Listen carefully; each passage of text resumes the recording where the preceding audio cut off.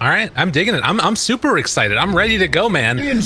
There are going to be some funny things that we can talk about here. Holy crap. Also, Kyle is already wrong. Dragon Blood is 1.8 times at level 25.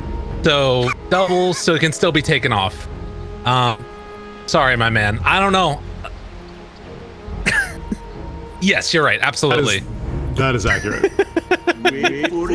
Oh, technically, I would like to add a slight qualification to that. So anything that is kind of charge based has remained the same, and anything that is like PA still has triple daggers, Ember Spirit still has 2 sleight of fist charges, Morphling still has 3 multi-shot adaptive strikes. So those numbers have remained consistent. But anything that's like a percentage increase or like a strength, armor, all that stuff, pretty much 20% across the board. The only interesting exceptions I could find, which I was not paying attention to any of the draft, Lone Druid's 0-second entangle cooldown is still 0 seconds, so that has not been changed. And Techie's 251 damage is still 251 damage. That has not gotten nerfed. Did it? You made it through the great 20% purge. I saw something that made me laugh hysterically. Okay. If we could just real quickly look at Nature's Prophet, his level 25 talent is 1 times Treant HP and damage, because strong stuff. That's what you need. I'm like, what do I need the exact same thing, but I need to. I'll spend a skill point. I'll just go for that one. I was laughing.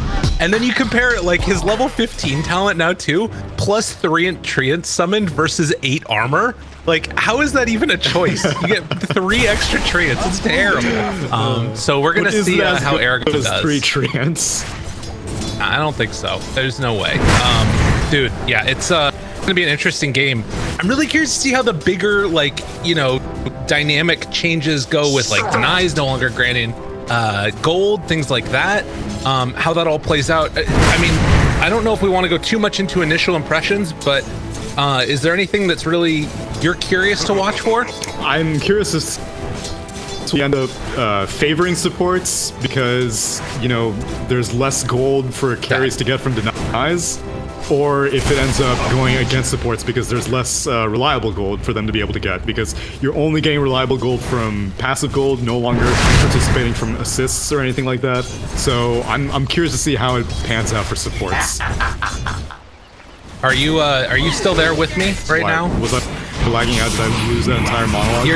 You're sounding a little bit robot-y. I'm not sure if that's on my side or if it's on your side. Okay, let me. Do I sound clear to you? Let me come back in just a moment. You sound clear to me, but let me come back. Okay, we're gonna get Neil back in just a second. He's gonna do a quick little drop out and then a jump back into there, but we'll keep our eyes on it. Shadow Demon down bottom, gonna get denied by the neutral creep. Actually, should not able to find and kill that pesky Shadow Demon, Mr. Slayer himself. See how this works out, but Pasha playing down on the bottom lane. But Neil should be hopping back in. I'm wondering if he's having the same support that I did a little there. Still waiting for him to come back in, but the things to watch for here, up top lane. Are you back, buddy? I'm back. What's up? Yeah, you sound crisp and beautiful and lovely. Sweet. Okay. I'll give you the quick TLDR of what I said. Is I'm curious to see how it'll pan out for supports, because you're going to get less reliable gold because you're only getting it from passive gold. But on the flip side, the enemy carries are also getting less gold because they're not being able to get gold out of denies. So, you know, that will... Who knows? Take a little from here, gain a little bit there. It all ends up working out. I do like to see this matchup mid, though. We didn't really talk about it, but Necrophos versus Nature's Prophet. Actually kind of cool for Magical, because with his denies that he's going to get on the transfer, last hits that he gets on him, just more regen for him. So that's a nice little bonus. Yeah, and these are units that do not have any magical resistance, so he's just able to consistently be able to get that regen off of it. I'm curious why Spirit just keep favoring this this Nature's Prophet in the mid lane. I feel like it's kind of a contingency kind of thing. I don't really feel like it's ever their plan A, but it definitely did not work out for them too well in game 1 versus that Templar Assassin. Hopefully it works out a little bit better against the Necro. That's the hope, absolutely. Whether or not that's going to play out is something determined. Aragon, at the very least, is going to be able to sort of abuse the regen factor from the fountain. So that's something that we've already seen him do. He runs back home, or the TP's back home and then is able to teleport back out again. His TP scroll is going to be off cooldown in another 9 seconds, so probably going to look to do that again, although Magical just playing so aggressively on him right here. Dude, is Aragon dead? He's taking some damage from that one. Very close. Holy Toledo. Yeah, and so now he has to use a scroll, but he can come back now. It's just his lane's consistently getting pushed, and Magical does have to spend like nothing on regen. Double null talismans. He's getting all the regen in the world from these last hits. And Urgon, I mean, you can't not use Treants. That's your biggest factor as Nature's Prophet mid to bully the enemy, but it's just not working out in his favor at all. It's a tough one, absolutely. Witch Doctor, Cask not gonna bounce on that Centaur, so Pasha able to get the walk away, no problemo. Slayer in the meantime is gonna go for full here as well. So the only thing that we've seen so far was that one deny of the Witch Doctor over there on the Ancients. Is top crystallize, trying to get a little bit on Afterlife, but can't really happen there. Oh, that's true. Tower protection auras now. You get HP regen for standing next to your towers. Goodness. Enko. So think about how much HP that Urgon has been getting because he's literally been under his tier 1 tower the entire time. Maybe he survived. Yeah, but kinda does it. I mean, he's got Reaper's Scythe. Aragon might be dead. Oh, not gonna go for it. Magical could have popped the mango there and gone for the Reaper's Scythe, but would have not worked because I guess the infused raindrop is a big thing. Dies out. Down bottom. Find the kill on to the Duraccio. So the Ember Spirit already dead. And now mid lane. Magical. Bit of trouble. They're rotating over with Immersion too. This guy went a little bit too big for his britches and he gets punished. Yeah, it costs a 3-hero rotation, and the Witch Doctor leaving is part of the reason why the Ember Spirit dies, so somewhat even trade, especially since the Phoenix also went to the mid lane, so buys a little bit of time for Crystallizes his Morphling to not have to worry about a support. Bird is nice. Their Immersion, try and move over and battle it out against Ilias. It's tough to make that move. Illusion Rune picked up here. Rotating over is Ilias. They find him. He's in some trouble. And dead. And that's a long time before he's back alive again. Only for now, though. Wait another patch and it's going to be 20% against all skills as well. Talents were just the first thing on the chopping block. Right. I mean, to me, I'm kind of curious, like, you know, as far as another deny up there on Duraccio, it gives him the tip afterwards. I like it. I want to see if these games do end up being elongated longer than they would otherwise. You know, like, it sounds like it should be the case. The tier 3 powers getting that extra HP, getting extra damage that they're dealing. But I'm wondering if it's really going to matter, or if, like, when the map is still be that much more. Aragon comes back in, but now he's facing a level 8 magical. Duraccio rotating over, only level 4 on this Ember Spirit, but it still might be enough. Ghost Shroud, Maledict's onto him. Jump in, Stampede away. Oh my he's god. Taking a lot of damage, though. I think that he's dead afterwards. Maybe not. No, I think is he living? He's good. Oh god. Strength treads and regen. Magical manages to slip out, and he costs another 3-hero rotation, freaking the Ember Spirit and the Witch Doctor both go there. And like you said, it was just a level 4 Ember Spirit, now just barely level 5. Duraccio is having a miserable time in this bot lane. Every time that Magical just like walks forward towards his tree, it's just gotta run away. Cause yeah, he gets all the regen that he needs. This, I don't know. This does not feel like the matchup. This seems like a great matchup for Magical. Which, I mean, to be fair, Necro is consistently proving to have the upper hand in most of these mid lane matchups that I'm seeing. The heroes that are good against Necro are just not very popular right now. Like, I'm not really seeing like Razor WePlay mid or anything like that. And it requires a lot of focus. I'm just surprised that Spirit are kind of dedicating that focus, because you've got to worry about a Morphling in the top lane who's going toe-to-toe with a DK, and this was like a aggressive dual lane type situation, but really it was just there to secure the Morphling's farm. And bottom lane, yeah, the Centaur. gonna get another kill here. Oh, stick charges walk away. A bit stack though, and the double edge comes through. You had a free path, my man. Yeah, I think he got path. I think he got path. Yeah, he got path. Yeah. Well, we got another wrap on magical, but again, I don't know how the hell you kill this guy. He's got raindrops now too. Cross shield, still the ray of death, the beam.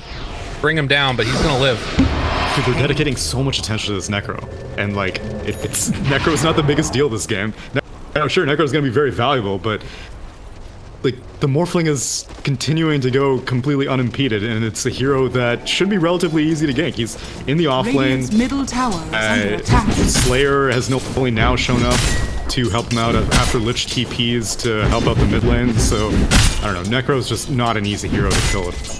Totally. Well, and you know, I think that to make sure, obviously, that your Nature's Prophet has a good game, but he's gonna try and catch up now a little bit. Did summon some treants, which are just chilling for a second, but they get to work afterwards. And we're gonna see that first round of items come out now. The other thing that was changed was the timings on when those items do come up. So Still 17 minutes now. So it's 7, and then it's 10 minutes after every interval after that. So 7, 17, 27, 37. And then, oh yeah, and then 37, not 40, right? Yeah. Magical underneath the tower looks to try and take this one out and be able to finish off at least round 1, it looks like. Most likely. Isha, pull back in, right-clicked. Witch Doctor dead. Yeah, and Nature's Prophet not really contesting anything in terms of outposts or runes. He's just so far behind that he just has to focus on his own jungle farm. Root lands on magical. There. On magical again.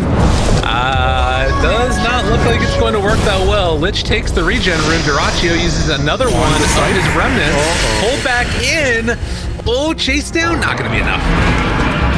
Stampede was used a little bit late there. I think that was just to make sure that Pasha didn't get fully chained down by Afterlife. Yeah. They're going to try and mount another. Stampede is down, although Necro, he's kind of low mana, and I don't know if he'll be willing to defend this bot. Yeah, with Treants and DK form activated, I'm just going to let this bot tier 1 go. So, I feel like the team that needs to be aggressive here, making moves around the map. But likewise, NaVi are already off to a hot start in terms of kills. Their Necrophos is enormous. Version here is trying to soak up whatever XP that he can. This is actually a pretty nice win here for Phoenix. Misha joining it as well, but I mean, they can't really scare the Necrophos. They can just soak some of it. So what, you sounded like you were coming up for a question. Was there gonna be a question after that? There was. I just got distracted by, you know, getting XP. So I guess the big thing that I'm sort of wondering in this game is, like, are Team Spirit sort of on a clock right now? Do you think that with the changes to the tier 2 towers, they're going to be able to, like, close out the game early on? Do they have to? Yeah, I mean, if anything, this strategy is a little bit weaker now with a fast push with the DK playing around the dragon form and playing around the treants, because technically, if you're getting, you know, HP regen from your towers, it's a little bit more difficult to push. If you're only being able to find reliable gold from you know, creeps and stuff like that, then I don't know, it's much more difficult to be able to start snowballing out of control much earlier on. So I definitely favor a team that goes late in this sort of situation. Again, don't really know what the implications of the patch are quite yet. Yeah. But just based off the laning phase itself, it seems like Spirit have their work cut out for them if they want to execute this push strategy that they've drafted. I guess the bonus is that, like you're saying, is Aragon is going to just get chain frosted, ran at, does have a sprout, living for the moment, but only a moment. They will eventually fear him and then kill him off. Or more treants to farm.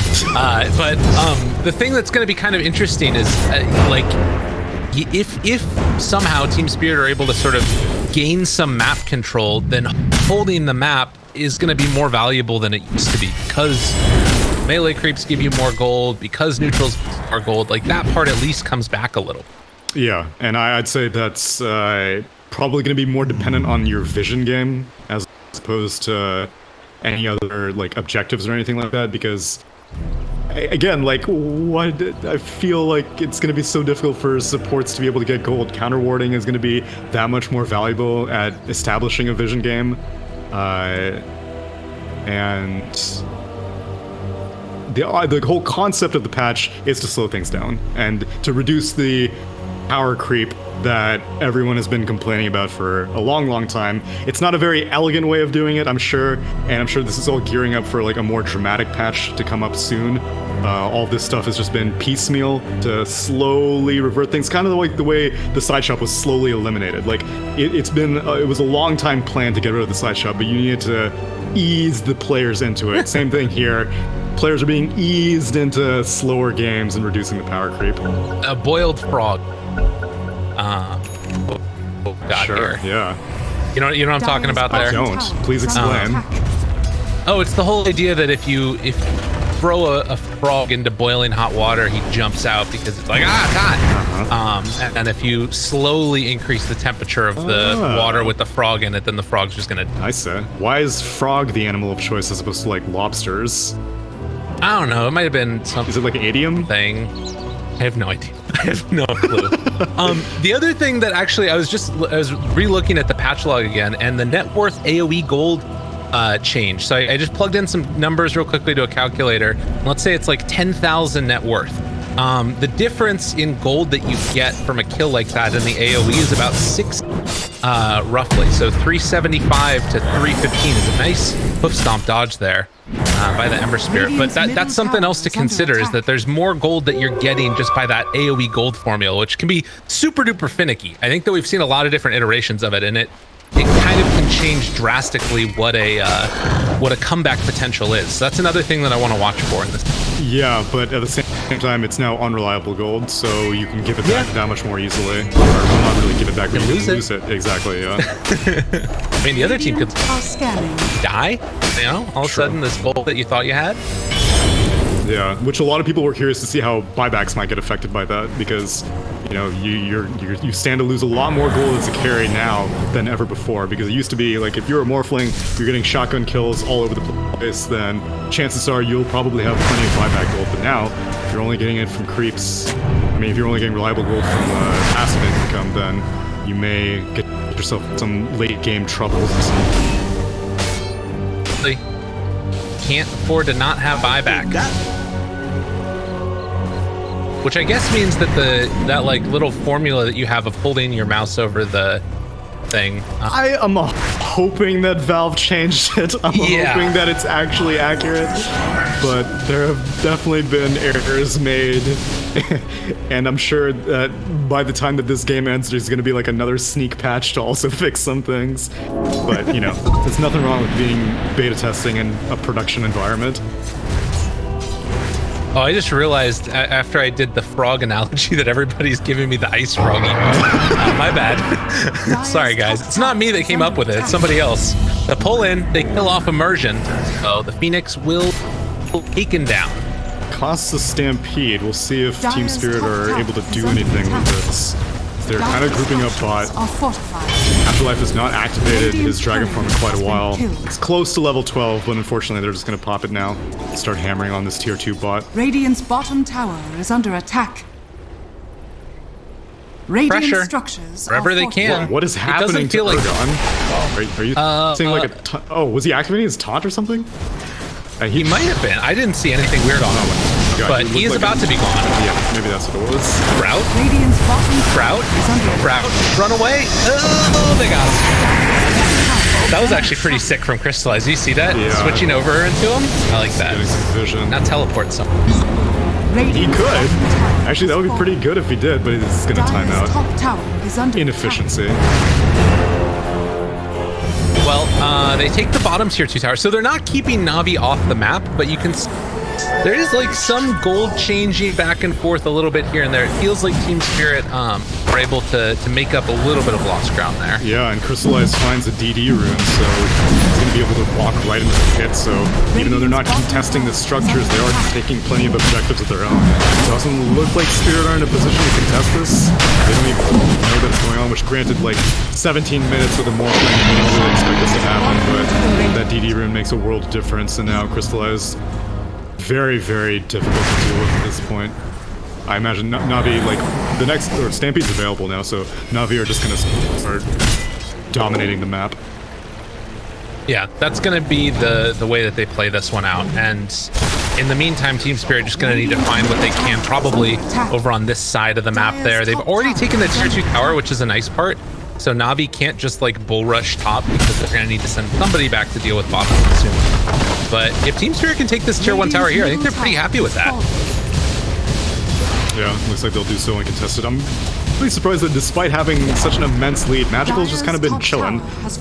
He's getting plenty of farm, he's remaining top of the net worth, but for the amount of effort that Spirit put into killing him, I was surprised that Magical wasn't just kind of doubling down on that and showing himself in lanes more frequently, trying to draw more focus. But if his Morphling's not taking abuse, then who really cares? The whole incentive is just to make sure your game winner can farm unimpeded.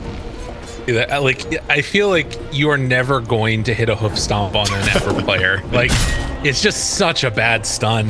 No disrespect to Pasha at all. It's not his. Yeah. Centaur. I mean, this is what it used to be for Slardar before he got his guaranteed right click bash. Yeah. Maybe that's what Retaliate needs. Retaliate just needs, you know, get all 13 charges, and then you get first click bash. Although it actually sounds terrible. But since everybody purges it nowadays, it's kind of a little bit better. Immersion gets completely mollywalloped. And Misha, Cool Scepter lift up, chased down, killed off. Both supports gonzo. Team Spirit gonna need to try and go for some counterplay here down bottom. Aragon, but just doesn't feel like a hero. Not many of their heroes feel like heroes right now. No, and I don't think they're going to be able to draw this focus off the high ground as, oh, Pasha, will he get the hook stop this time? No. Not even going to bother for it. But, I mean, they're sieging high ground. They've got Dragon Skill on Magical's Necrophos, and now Crystallize is going to give up the Flame Guard to the Morphling, or Draccio is going to give up the Flame Guard to the Morphling, and God, Phoenix really does not want to have to buy back. They're losing this tier 3 at 19 minutes. Hurts so bad. Yep. Same time, Aragon was trying to get some pressure on. He is going to be able to keep that going down bottom with his trans working. But rooted for the moment, Magical, not afraid of anything. They lose that tier 3 tower. Bottom is not going to be at least some damage dealt. So that's something they'll keep their eyes on. Yeah, and the fact that no one's showing up bot kind of prevents Team Spirit from trying to get any return kills from anyone exiting the fight, but it could have been a fake back smoke from NaVi, so they just in their base, but now they're starting to see some heroes show up, and still, Nature's Prophet is not able to scare anyone off. He's just kind of being a nuisance. He's pushing now, and Pasha's gonna kind of respect it, actually, unless they're playing on smoking. I'm surprised they're actually not contesting this tier 1. But I guess that they read this smoke that was coming from Team Spirit, because they're baiting the Nature's Prophet as the rest of them showed up. So yeah, I thought that they were going to go for it too, but a bit of restraint, not wanting to give a chance for the game to turn around. I mean, it's only been 10 kills in this game, but 9 of them have gone to NaVi, and it feels like it. It really has not felt like Team Spirit have had any type of a way into this. But this is the thing. In the last patch, this has often been the point where the game is just lost because there's no comeback potential. I think this is one of the things we want to watch and wait and see is, like, is there some more of a comeback potential this new patch that we're seeing? Maybe with a different team, I don't know, because it doesn't look like it's very comeback oriented. I don't know. The theory is sound, but the execution leaves a lot to be desired. Smoke up as they're grouping up for another tier 3 push. Magical has just been holding on Tango forever. Yeah, you never know. That Sprout, you don't want to get Sprout TC'd. As they actually get the hook stomp onto, oh, poor Nature's Prophet. 75 seconds dead. Phoenix has to cancel the TP, so gonna have to take the long way back as he actually runs into Crystallize in the mid lane. On away. That's a scary, scary Morphling. Yeah, he's not sprouting anybody. Oh, gun comes out. The beam of death, but there's the disruption, the turnaround. Good jump away from that hook stomp coming out from the Centaur. Coconuts will not bounce. There's the Tango. Back in. Value Tango.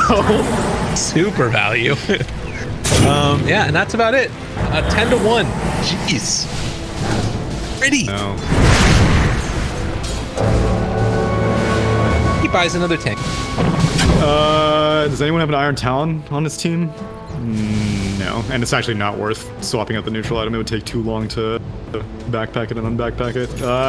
No, probably not at this point. I think at this point he's just tanky enough that he'll deal with the circumstances whenever they happen. Although Prophet is threatening to TP on top of Magical, but he would be a fool to carry through with that.